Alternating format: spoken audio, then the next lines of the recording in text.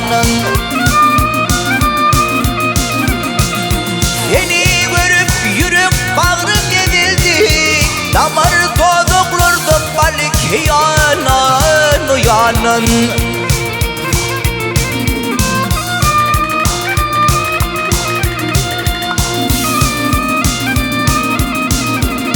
Ey bahar gelse şeyda bülbül mef olur, hak aşıklar merhamette dost olur, dost olur. Ey ağaçma getirse başı pek olur, menin ıhtikadım alik yanın.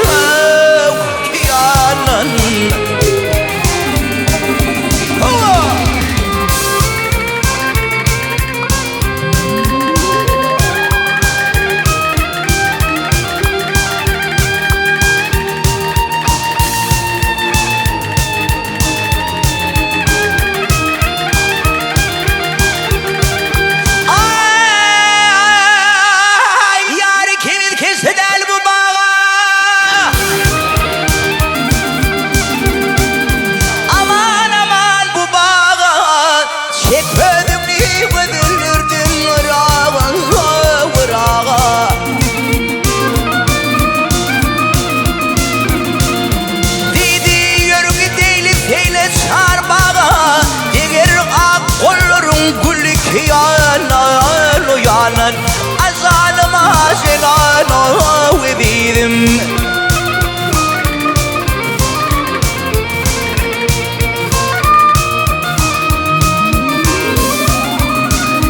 Ya Kerem diyor yar çevrini yitirdi, tığımız var der canın ötürdü, ötürdü.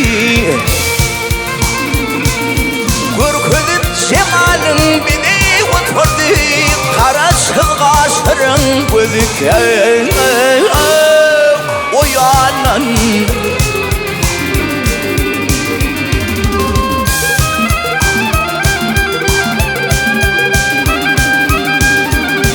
Ay karasız kaşırın gözüken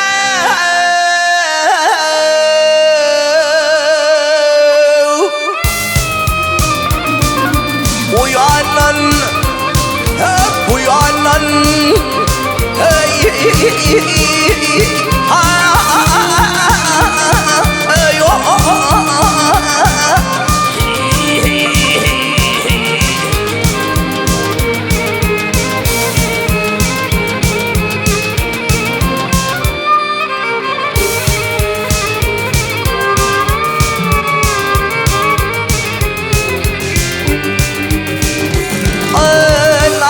Adam sehlişen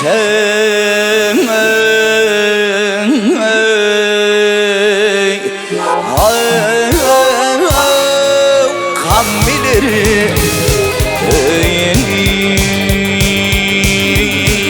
de